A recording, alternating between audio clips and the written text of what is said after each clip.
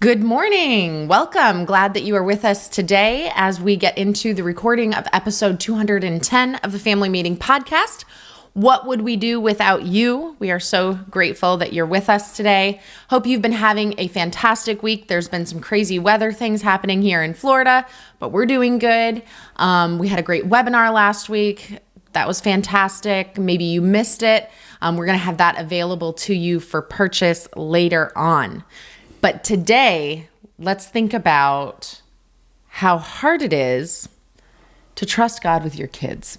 Yeah, it can be so difficult. That's what we're talking about today. And maybe you have had an experience in your life where you're like, man, in that moment, it was so hard for me to trust God with my kids and to just let him do his thing. We've been there, and we're going to talk about that with you today. So we'd love to hear from you. We'd love to hear your stories. So you can put them in the comments so that we can hear from you and we will respond to you there. Yeah.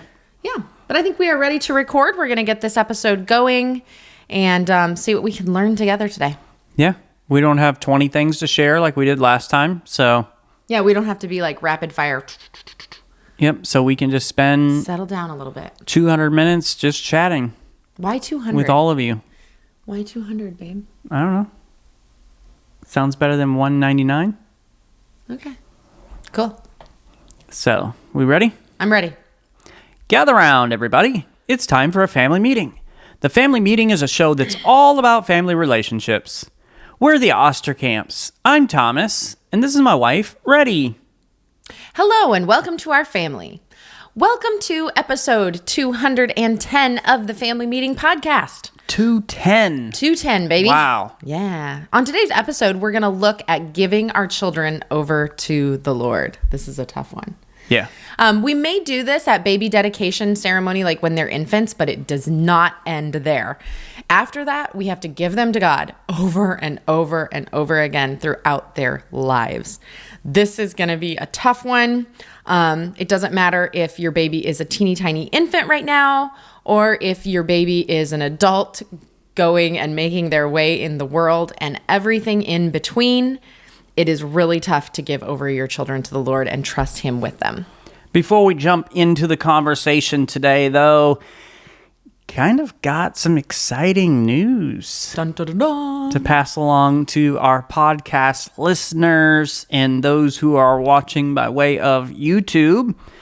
I am now looking at a very rough draft of the cover of our next project.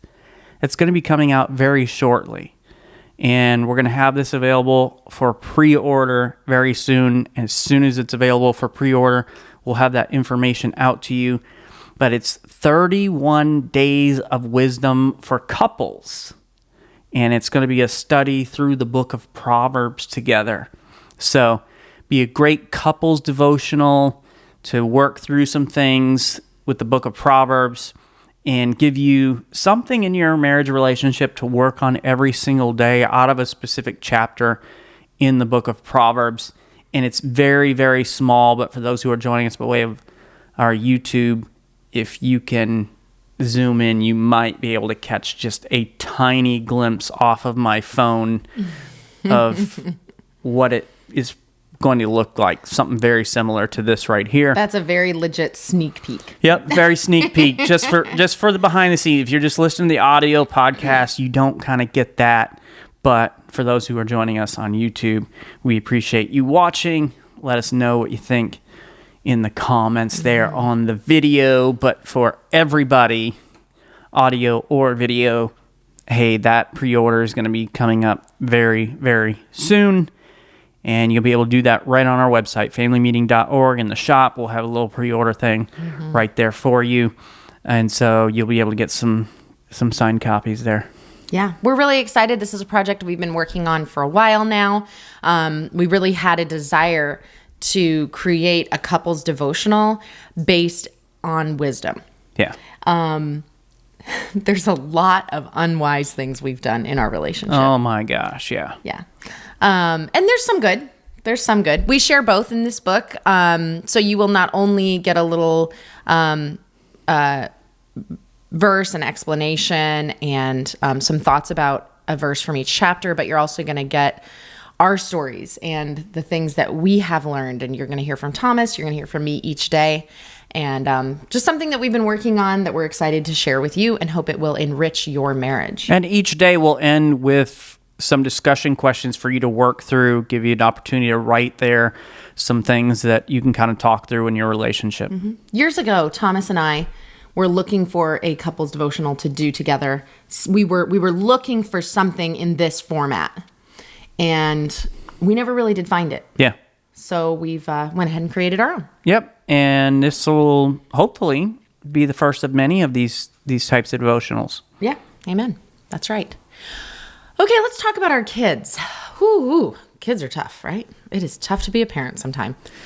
Most of the time. Most of the time, it's tough to be a parent. So we sometimes get asked, what do you do for when babies are born in the church world? And or we might have someone come up to us and say, like, what's this baby dedication thing? Tell me about what baby dedication is. And that has kind of led us to this episode. And we're going to get into the answers to those questions in just a minute. But ultimately, what we want to talk to you about today, what we want to encourage you to do, is to be able to just give those little babies over to the Lord. Well, and the thing is, it's not like a one-time thing where you just, hey, we have this little ceremony and I've given them to God now, and that's the last I have to think about it. No. Because I don't know about you, but for me, one of the things I do is like, hey, God, they're yours. I know you've given them to me, and it's a privilege to be able to raise them and to have an influence in their life. But then what happens? Turn around a couple minutes later, and I want to take them back. Mm-hmm. I want to take back ownership and control and everything else.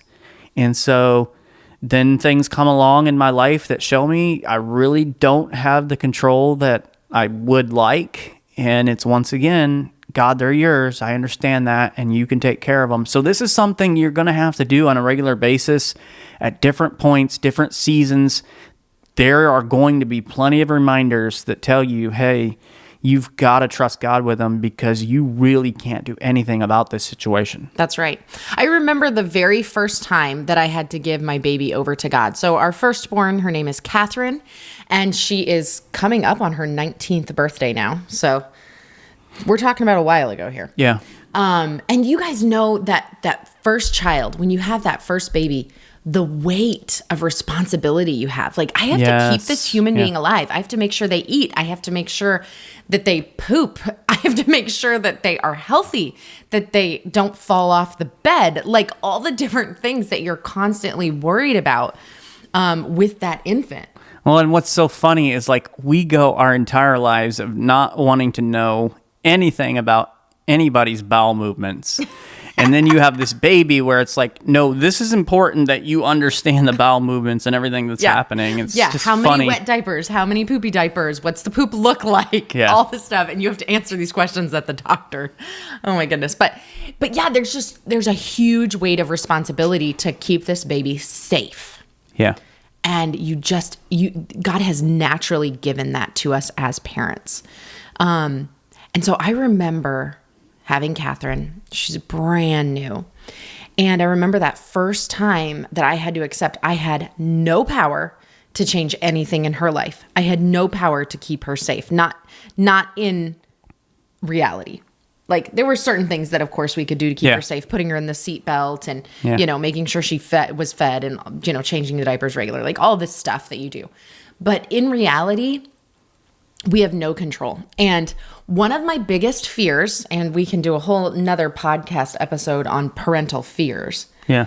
But one of my very biggest fears with our first baby was SIDS, sudden infant death syndrome. Yeah. Which, it's so tough because when I was pregnant, I had a couple of different people be like, oh, my brother died to SIDS. And I'm talking about like 60 or 70-year-old people were telling me about their brother from like infancy. Well, and around that same time, I remember this very specifically. There were a few news stories about kids that that suffered from that and passed away. And so it was almost like we were bombarded with this thought, like the whole time you were pregnant with Catherine. Yeah. So then she arrives and it's like, okay, keep her alive. What can I do to make sure that she doesn't die in her sleep, in her crib or whatever? And I remember for the first 6 weeks of her life, she slept in the room with us. And I was constantly like having my hand on her chest. Is she breathing? I mean, the amount of sleep I got was very minimal. And the amount of quality sleep was none. Yeah. No quality sleep. Yeah. For 6 weeks. And at the time I was teaching school. So thankfully she was born right on Thanksgiving night is when I went into labor. And she was born on Black Friday, technically. And so I had until January, like beginning of January for my maternity leave. And so during those 6 weeks, it was like every single night I was just begging God to let her keep breathing, checking the breathing, making sure she was right there. Didn't let her sleep in bed with me because what if I rolled over on her? Didn't nurse in the bed. Like I made sure I nursed only in the chair to make sure I didn't accidentally fall asleep while nursing and then, roll over on her. So like all the things, right? I'm just so fearful for this baby. And it was the night before I had to go back to work. And I know like the next day I've got to get up and I've got to teach kids for 8 hours and then I've got to run the daycare and close the daycare after. And I'm like, man, I've got to sleep. I was just barely surviving. And so it was the first night and I put Catherine in her nursery, in her crib, and turned on the monitor and shut the door. And man, that was tough. And I walked away from her room and I laid down in the bed and I'm fighting in my mind to not go get her. I just wanted to go get her and bring her into our room so I could make sure she was still breathing. How much did you watch the baby monitor? Oh, tons. Yeah, because we had, the light one with all, so it lit up. This was before video baby monitors, to my knowledge. I don't even think they existed at that time. So I could see the light, which would like show if there was any noise.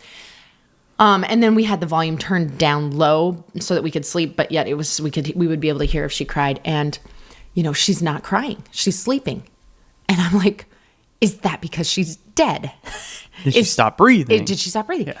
And I was laying there and finally I was so exhausted from all this anxiety. And I just prayed and I said, God, if you're going to take my baby's life and if she's supposed to go to heaven to be with you, I accept that. I accept if this is my last night with Catherine. She's yours, Lord. And I just told God, I said, I trust you with whatever you're going to do with my baby. I'm going to go to sleep now. And I had this thought, what if she does die in the middle of the night? And sometimes I encourage my daughters even, go to that fearful, most terrifying place in your mind. Let yourself think those horrific, terrible thoughts that you are so afraid of. And then ask yourself this question, is God there? Do you survive it? With God, do you survive it? And the answer is yes, always yes. And so I thought to myself, worst case scenario, Catherine dies overnight. And the next morning I get up and I find her in the crib. And I said, the truth is, it won't make any difference if I go and check on her 1,000,000 times throughout this night. If she's going to die in her sleep, she's going to die in her sleep. And I have to just submit to God's plan. I have to let it go. And so I went to sleep and I slept through the night and Catherine slept through the night. And the next morning we were okay. Yeah. We got up, she nursed, I went off to work and everything was okay. And multiple times in the future, I would have to do that over and over again. And she is 19 and I'm still doing that. And so often we as Christians understand the importance of submitting to God's plan for our lives. Lord, whatever you have for me, I trust you. I submit to your plan for my life. But we refuse to submit and accept God's plan for our children's life. We can't let go. We don't want them to have any suffering, any pain, any hardships. We don't want his plan for their life. We want our plan. And this is at the core of giving your children to the Lord. It is submitting to his plan for their life. Well, and just thinking about those early days of Catherine, we identify with you new parents about all of the fears and everything else. And I've joked about this a ton, but it's literally how I felt like walking out of the hospital with Catherine for the first time going out those doors in a big scary world for this new baby and thinking, man, this is like heavy. Like the responsibility of taking care of this child and making sure they're safe. Like I had driven tons of times, never thought much about it, but as soon as that infant was put in the backseat of my car, like I'm thinking about every bump, every pothole, everything. Other crazy drivers, and and so speed limits and everything. Like, who's letting me go home with this baby without not a lot of training? Like, very little training. Yeah. So Lysandra shares that about Catherine, how she kind of felt, and it kind of brings up something that happened a lot more recently. Actually, it just happened a month and a half ago or so, when we were getting ready to go on a trip up to Ohio for marriage and parenting conference. And I was not able to bring my son with me. And oh my goodness, having to leave my son behind with somebody watching him. And it was just it was a struggle of saying, God, stop it. I know you'll take care of my son, but I just, I want to be the one. I'm getting super mad. Why? Because that's a dog. Coconut, your son, is a dog. For those of you who don't know, we have 4 daughters. Coconut's the dog. You cannot compare my fear of losing my infant human child to leaving Coconut with a dog sitter. Absolutely not. First of all. Absolutely not. First of all, you don't get to say what my feelings are. Oh my goodness. So your feelings are absurd. You cannot dictate somebody else's feelings. I wore this shirt literally for this episode. It says Coconut's Daddy, and it's got his picture on it. Just for this episode. Okay. So I should have known when you came downstairs in that shirt. But it was difficult leaving him behind. Can you give us a legitimate example of giving your children to the Lord? Your actual children, human children. Oh, I can't even believe I'm saying this. Sometimes with you, like, I can't even look at you. But to some of us who actually love our pets, it's difficult. So I also identify with you, pet parents. But one of the things, the daughter we've had the most struggles with, as far as like challenges, has been Isabella with health by far. Health challenges. Health. Yeah. Stop breathing. Yeah, 6 months old. 6 months old, stopped breathing, and literally just like grabbed her, got in the car, floored it to the hospital.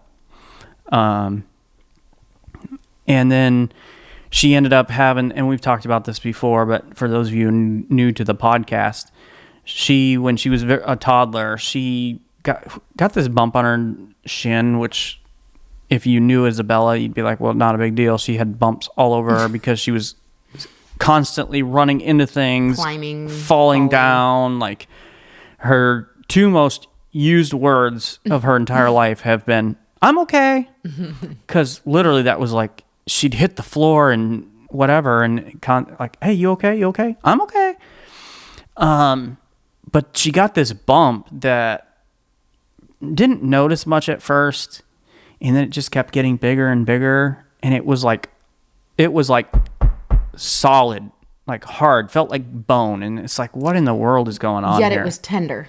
Yeah. If it was touched or bumped, it would cause her a great deal of pain. Yeah.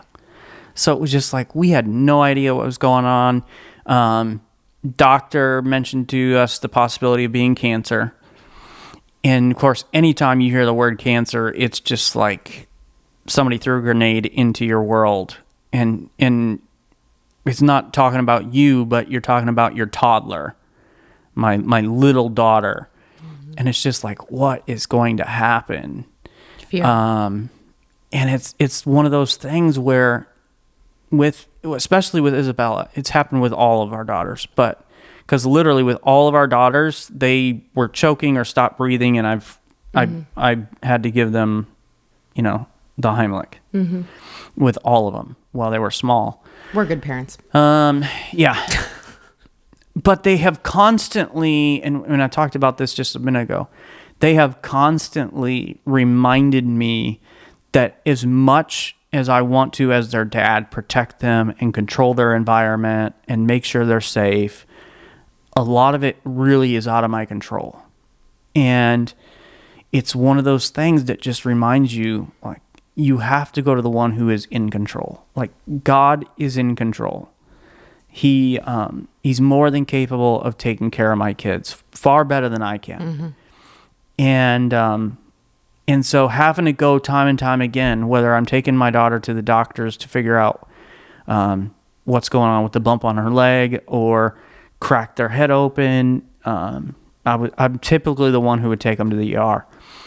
And so, those reminders over and over again, just, God, these children belong to you. They are a precious gift that you've given to me. But God, they belong to you. And turning over that trust, that confidence, that control back to him time and time and time again. And one of the ways that we in a faith community show our dependence on the Lord and our are really turning our children over to the Lord is by baby dedication. And so this is a ceremony that oftentimes will happen when a child is in their first year of life at a church. And we're going to get into more of like what usually happens in a baby dedication. But many believe that the tradition of baby dedication stems from a passage in the Old Testament out of 1 Samuel chapter 1, 26 through 28. And I'm going to give a quick background of what's happening in this story. This is the story of Hannah, and she was unable to have any children, and she was just desperate for a child. And one time she went to the temple and she just begged God for a son. She just begged God for a child. And she was so distraught and so upset that as she was praying in the temple, her mouth was moving, but no words were coming out. And the priest who was there, Eli, saw her, and he thought, this woman has come into the church. She's drunk. She is, blaspheming, the temple area. And he was very upset with her and rebuked her. And she said, "No, my heart is just so grieved. I'm praying." I would say he probably didn't have a lot of experience with women. Yeah. Because, I don't know, all the ladies in my house, they have at times gotten emotional, crying to the point where no words, no sound, nothing's coming out. So he probably didn't have a wife and 4 daughters, 4 teenage daughters. Because I've experienced that a lot, and I've never thought, hey, they're all drunk.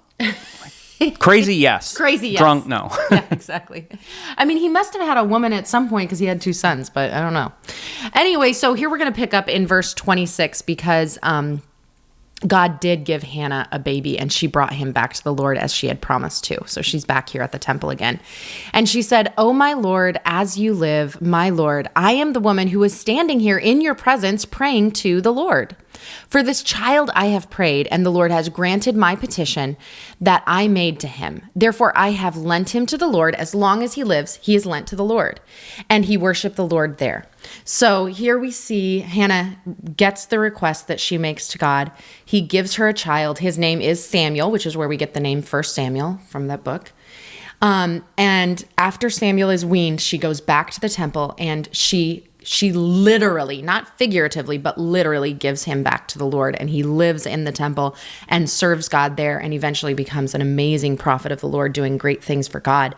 But this is a lot of times where people look to as the beginning of that tradition of baby dedication, which we are going to get into what baby dedication is for those of you who have maybe never heard of it before. So in a lot of churches, there is a tradition to dedicate your baby to God near their birth. Now, for us here at Beachside, we're going to be doing a baby dedication this spring on Father's Day, and having that special time where parents can, bring their children in. We'll call the parents and their child to the front. One of the things that's often done, we've not finalized yet what we're going to be doing here, but they'll often get their very first Bible that has like their name engraved and maybe a flower for the mom or something like that. some sort of special gift or toy or whatever for the child. And it's time, first of all, to celebrate with the parents that God has given them this child, and what an exciting time that is in a family's lives. It's also an opportunity as a church to gather around this family, to love and support them and say, hey, we know life's tough, raising kids is tough, and we're here to support, we're here to help you.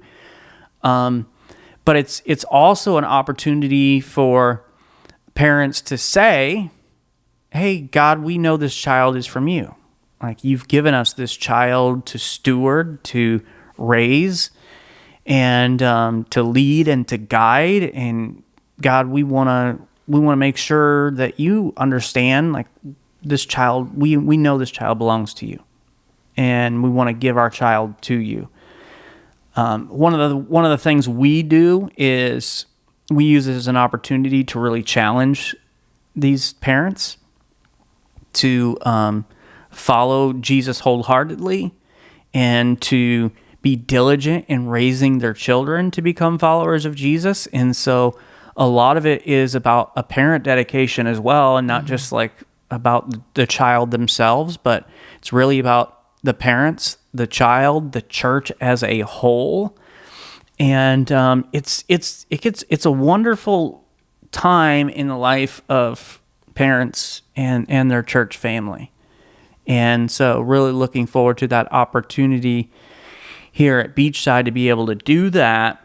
And, I think about the Jewish custom, which a lot of people think this kind of goes back to that. In fact, this portion of scripture, Luke chapter number 2, is often read and talked about at a baby dedication.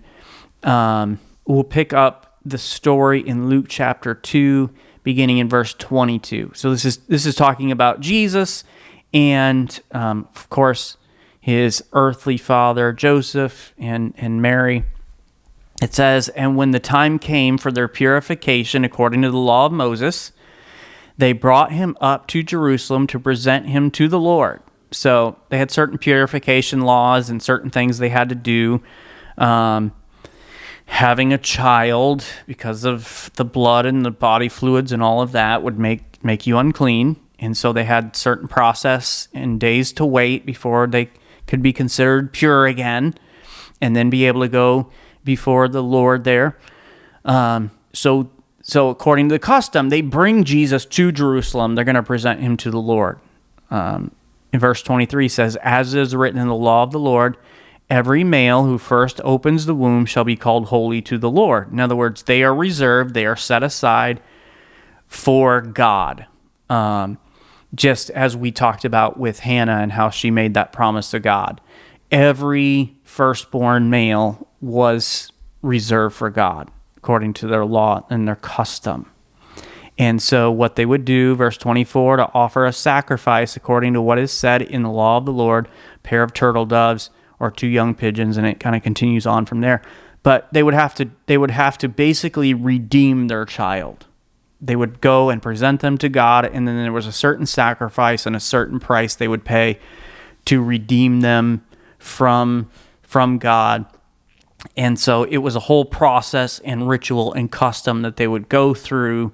And this is something similar we see in churches today, where parents are, just as Mary and Joseph went to Jerusalem to present their baby to the Lord, parents will often do that. Churches will often do that at these baby dedications. Mm-hmm. And ultimately, what a baby dedication is, it's a symbolic act emphasizing parental commitment.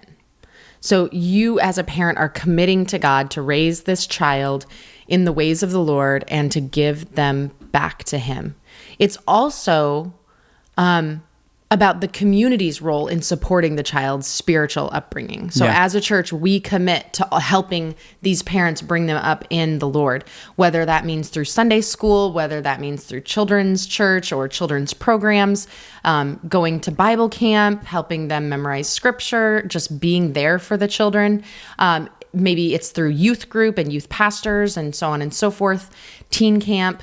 All these different things are ways that we as a church community help bring up a child in the faith. Well, and I think about just making commitment to pray for this child, this family, to be there, surround them, encourage them, live life together, and have that support that they need. That's right. And one thing to think about, maybe you don't have babies in the church right now, but when you give to your church and you support the different things that it's trying to do there, you are supporting these young families and their babies and their children being brought up in the church and in the ways of the Lord.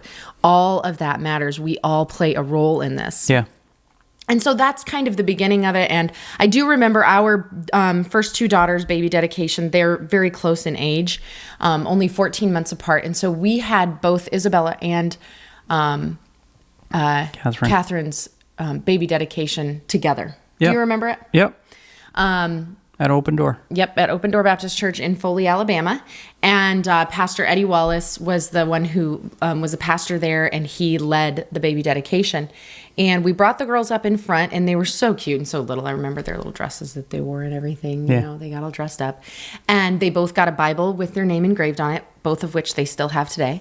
And they each got a little certificate in a frame. Okay, I don't remember that part of it. That had their name on it and talked about their baby dedication, and we still have those as well. Gotcha. That's kind of more my department than Thomas's. Yeah, Nostalgia definitely. and keepsakes, that's my department. You know those tubs in the garage that I always make you move around that says Catherine's memories? Oh, yeah, Isabella's yeah. memories. Okay, gotcha. Yeah, it's in there. Okay. So anyway, it was a very special ceremony for us and a very special time for us. And it was meaningful because for us, it wasn't just going through the motions, but we really truly were committing to bringing these kids up into the Lord and also giving them to Him. And that was where it started, but that is not where it ended. Yeah. After that day, there were so many opportunities for us to give those kids to the Lord. Well, and then we had the other two kids in Iowa. Yes. And so they were dedicated at Good News by our pastor, Pastor Robert Plinus. Mm-hmm. And we had the dedications for them up there. Mm-hmm. And they're, I know that I got a carnation when Abigail was dedicated, and they both got little Bibles with their names on it, which they both still have. I don't think they did certificates there. Yeah, I don't think we so. did that. But those moments were so special. Abigail was dedicated when she was like a week old. She was really teeny tiny. Yep. Violet was just a little bit older, but there are just 1,000,001 times after that, after we dedicate our children to the Lord, where we really have to rededicate them to the Lord. Yeah. And we have to say, okay, God, I've kind of taken them back, and we're talking figuratively here, right? We're not talking literally, but figuratively, I've taken this back and I've said, Lord, I'm going to do what I think is best for my kid. I'm not going to follow your plan. I'm going to try to protect them. I'm going to try to control everything. And we have to catch ourselves when we do that. And we have to say, God, this child is yours. I trust you with them. And a lot of times the time that happens is when something horrific happens. Like you hear that C word in the doctor's office. Yeah. When your child is facing potential cancer or some other horrible illness that will change their life forever, like right away, you just go into this mama bear mode or maybe papa bear mode, whatever. And you're like, okay, how can I control this? What can I do to heal them? How can I make them not feel this pain or not experience suffering? When really what we need to do is say, God, I have no control over what happens with this illness, what happens to my child. I have zero control. And I accept that and I'm okay with that because I know you do have control and I trust you. And there's so many things that come up throughout their entire lives that continue to remind you that we don't have control. I think about just infancy itself. We talked about, especially Catherine, that very first one. But even with Abigail being an emergency C-section, where it's like, okay, it's baby number 3. We've been through the process, and even baby number 3, it's continuing just like the other two. We know what to expect. We know how it's going to be. And then all of a sudden the doctor is like panicked and saying, get me an ultrasound machine now, when I've never heard that before, as you're getting ready to deliver one of our daughters. And of course they rush you out. and I'm alone, I'm like in the room alone. It's such a frightening thing, but it's a reminder. The health scares, we mentioned a couple with Isabella as well, that remind you, maybe it's their relationship problems where, you don't necessarily have control over that. And we've got teenage daughters that have interest in boys and have some relationships. So it's like, okay, I'm in control of all this. Yeah, and even friendship issues because like I'm saying we, like you guys and us, we want our kids to have good friends, to have, to have friends come to their birthday parties, to, for them to have happy memories playing outside with their friends and all this stuff. Yeah. We can't control if people like them. We can't control if they do have good friends. If they get along with their friends, we can't control if their friends betray them. Yeah. We have to watch that happen. Just see the pain, the hurt, and going through all that. Maybe it's difficulty in school where it's like you want to do it for them, but they have to learn and grow and struggle through it themselves. That can be hard. Maybe it's chronic behavioral issues. Man, that can be so frustrating. And it's a reminder that I'm not in control. Maybe it's driving for the first time. Oh, man. I'll tell you what it was for me recently with our two oldest daughters when they got their license and they drove away for the first time all by themselves. Yeah, I didn't like it. And that was the thing where I was like, okay, I can't dwell on this. I can't think about it. I just got to go to God and say, God, she belongs to you. Yeah.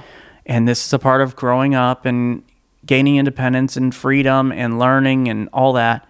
But that was one of those moments recently where it was like, I'm fearful for my daughter because I'm not there. And there had been times where we're teaching them where I have to grab the wheel because of certain things that are happening around them or whatever else. And it's like, I'm not there to grab the wheel. Right.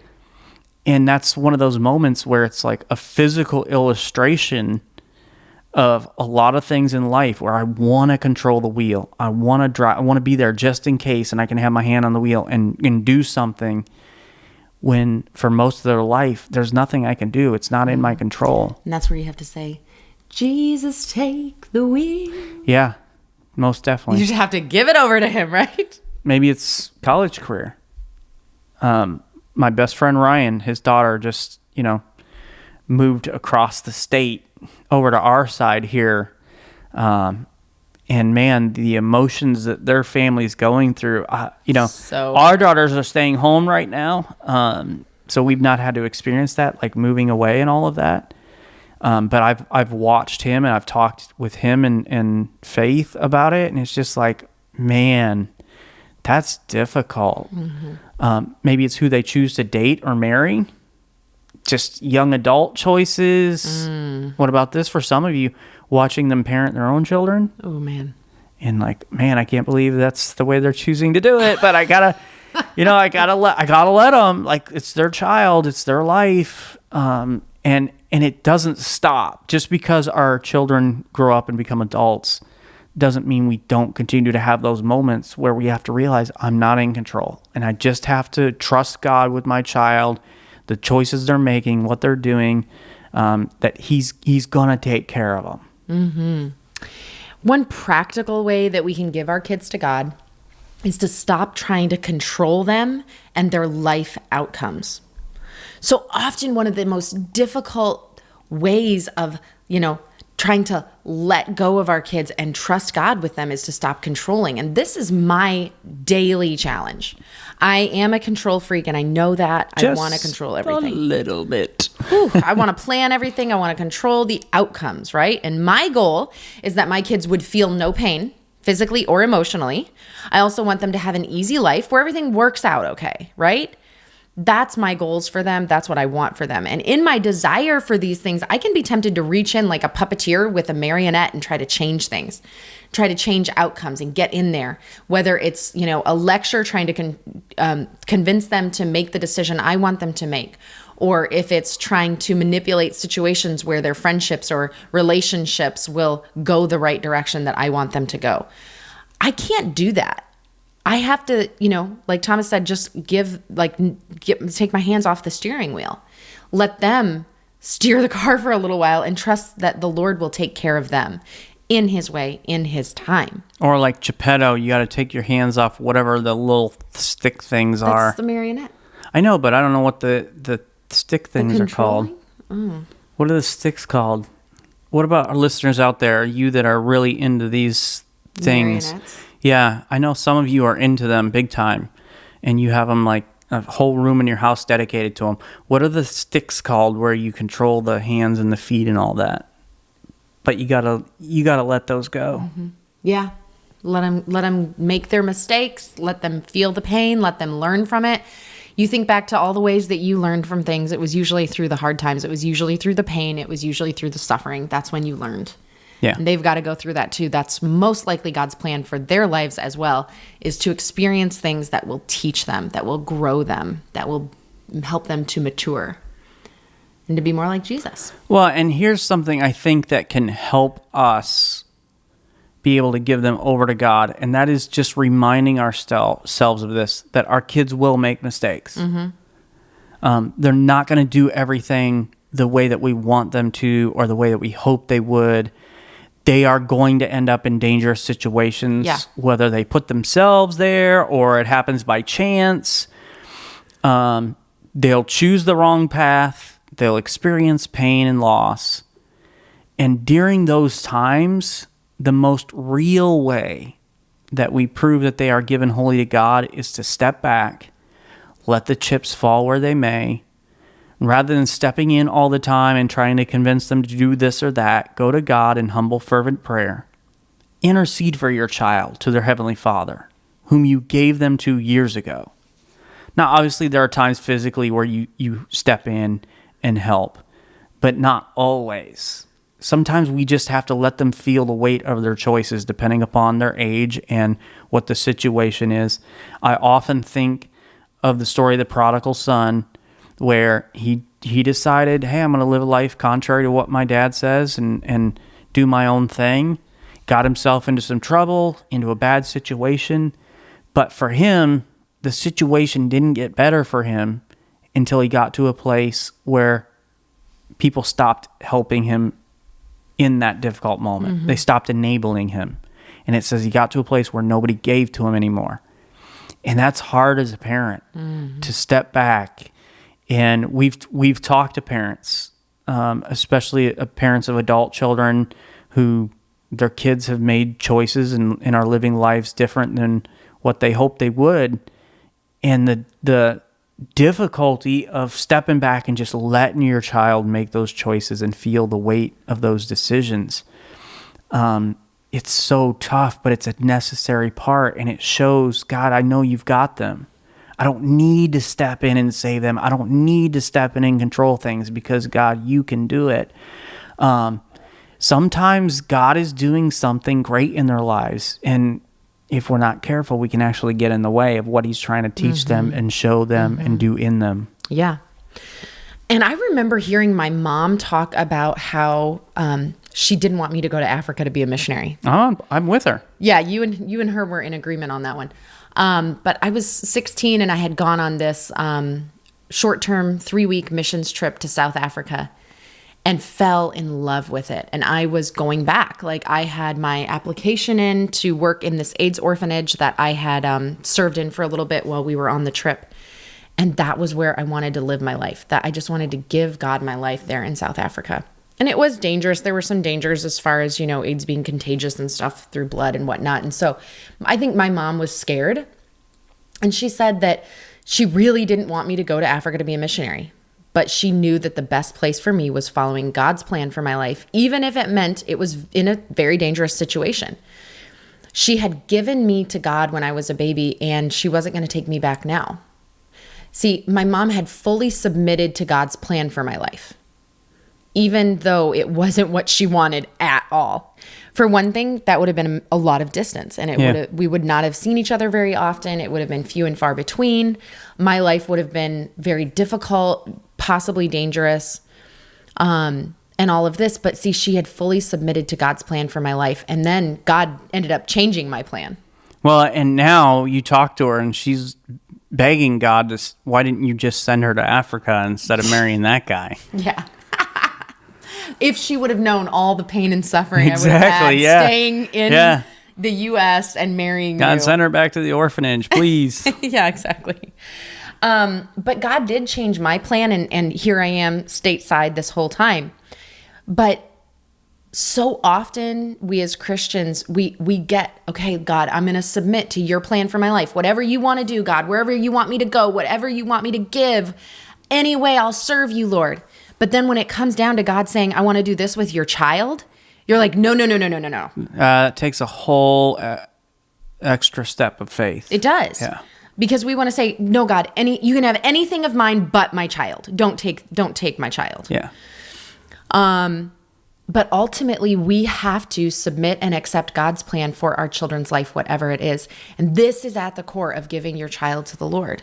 It is submitting to his plan for their life. And my mom was a great example of that. Yeah, and this will be the family meeting for today, but I want to encourage you to do this. And that is just to take time today to pray a prayer of dedication over each one of your children. And just tell the Lord that you submit to his plan for their life. Ask him for help to let go when needed and where needed. Request guidance from the Holy Spirit as to when you should step in and when to let go. And commit to raising your children in the way of faith.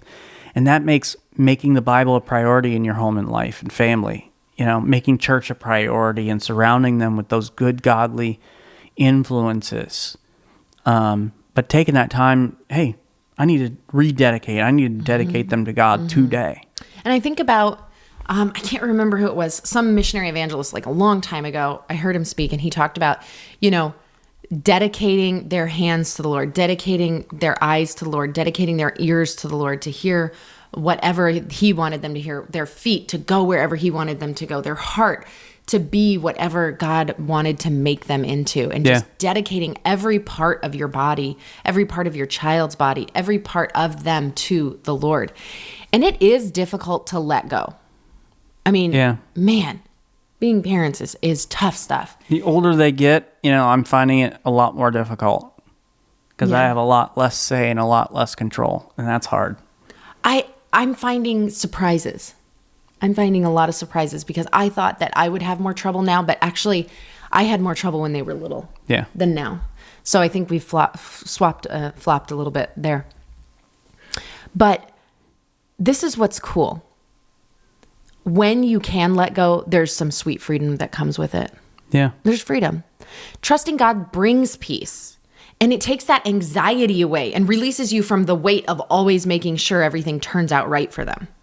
That's a heavy burden. Oh, yeah. If you have taken it on yourself to make sure that everything in your child's life goes right, you have a huge, impossible burden that you are carrying. Yeah. And when you put that down at the feet of Jesus, the weight is lifted, and it's fantastic. And this is one of those times when the difficult thing actually makes life a lot easier in the end. So family meeting tonight, as I mentioned, I want you to gather the whole family together, mom, dad, kids, get the family together.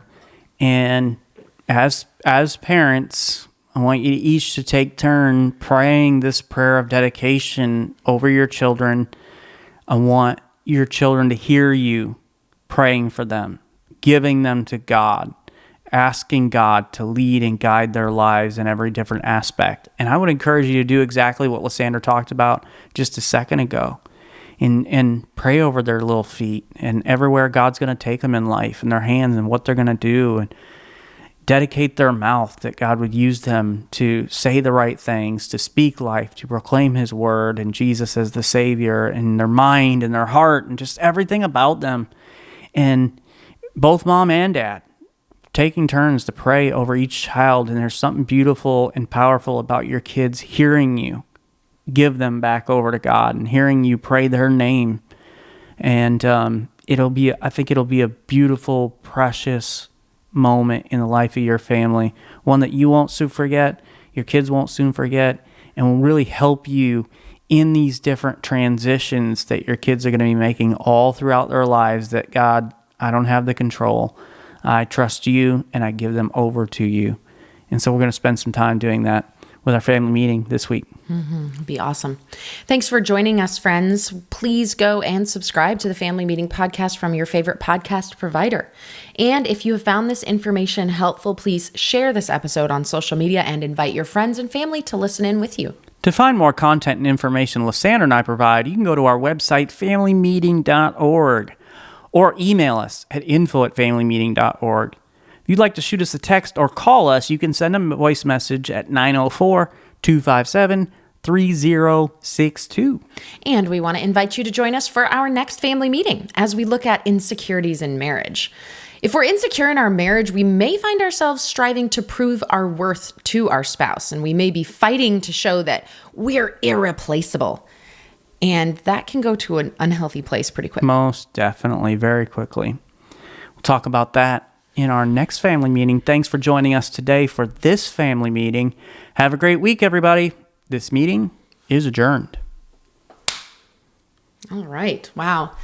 Thinking about giving your children over to the Lord, like even throughout that podcast, I don't know about you guys, but I felt like almost a tightening in my chest, like, whew, it's hard. Thinking about the ways that our kids can fail or can get hurt, or, the worst things that could happen to them, and just understanding like we don't have any control. It brings me a little bit of anxiety, and when it comes, I immediately am like, okay, Lord, stop it. It's yours. They're yours. Yeah, and I'm kind of curious for you who are watching, what has been the most difficult thing about your kids and parenting to turn over control to God and just say trust Him? And maybe it is with a health situation that you're going through or that you faced, or maybe it is relationship issues that your kids have, or maybe it's like us recently, watching our kid alone pull out of the driveway and drive down the street in the car for the first time. Or maybe you're an adult and you're in that parent, like your kids have become parents, and it's like, oh man, that's not the way I would parent. I wouldn't do it that way. They're ruining my grandkids. Exactly. So it seems like every season of a child's life has those difficulties. I'm just curious, what is the most difficult for you? Just say, God, they're yours. I trust you. You've got them. It's going to be okay. Mm-hmm. So we would love to hear from you. And other than that, we hope that you have a great week, and we look forward to seeing you next week on the Family Meeting.